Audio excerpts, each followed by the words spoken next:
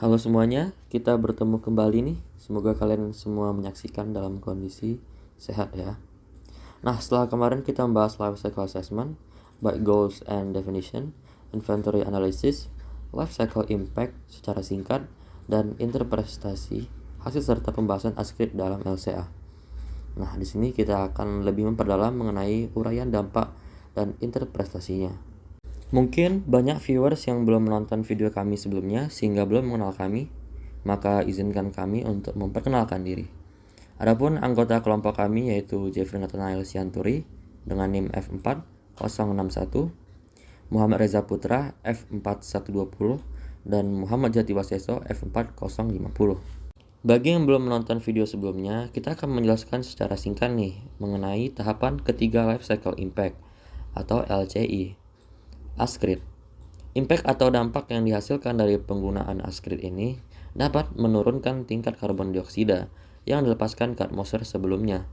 Pada proses pembakaran semen, hal ini dikarenakan komposisi fly ash yang digunakan dalam mengurangi komposisi semen yang digunakan dalam proses pembuatan beton.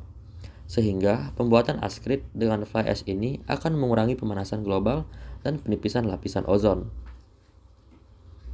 Selain itu, mengurangi limbah fly ash yang ada, seperti yang kita ketahui limbah fly ash dan bottom ash dikategorikan dalam B3, dapat mencemari sungai dan laut yang menjadi pusat kehidupan masyarakat pesisir.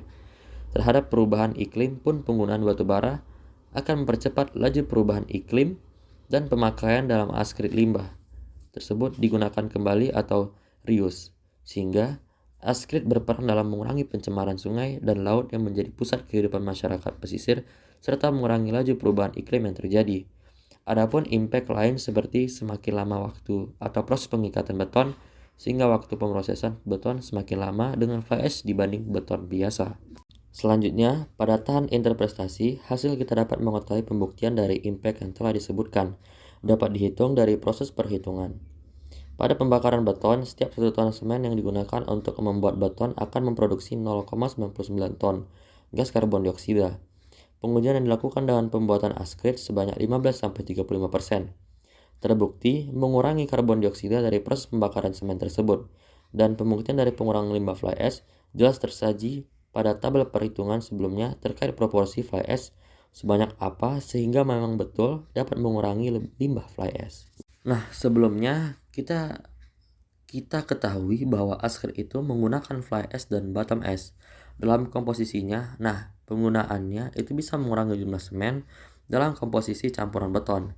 Jika semen memiliki dampak lingkungan, maka penggunaan fly ash dan bottom ash yang mengurangi jumlah semen dapat menurunkan jumlah produksi semen sehingga menurunkan juga dampak lingkungan dari semen. Pada tabel, potensi dampak lingkungan dari semen Portland komposit menggunakan metode RESIP 2016 pada tahun 2016. Pemanasan global GWP sebesar 768,43 kg CO2 IQ. Asidifikasi atau AAP sebesar 0,75 kg SO2. Pembentukan partikulat PMFP sebesar 0,26. Pembentukan ozon fotokimia sebesar 0,31 dan toksitas pada manusia penyebab kanker sebesar 5,11 E sampai 0,3 kg 1 4 dcBq. Nah, selanjutnya terdapat grafik potensi dampak lingkungan yang paling signifikan. Potensi dampak terbesar adalah GWP yang memiliki nilai normalisasi terbesar di antara potensi dampak lain, yaitu 1,51 E sampai 11 secara total. Kontribusi dampak terbesar ada pada tahapan proses produksi sebesar 88,84% yang disebabkan karena emisi CO2 sebesar 98,63%. Skenario yang direkomendasikan untuk mereduksi potensi dampak GWP adalah teknologi penangkapan karbon yang dapat mereduksi dampak sebesar 57%. Berikut grafiknya. Ditetapkan beberapa alternatif skenario perbaikan untuk mengurangi dampak potensial GWP yang berasal dari tahapan proses produksi.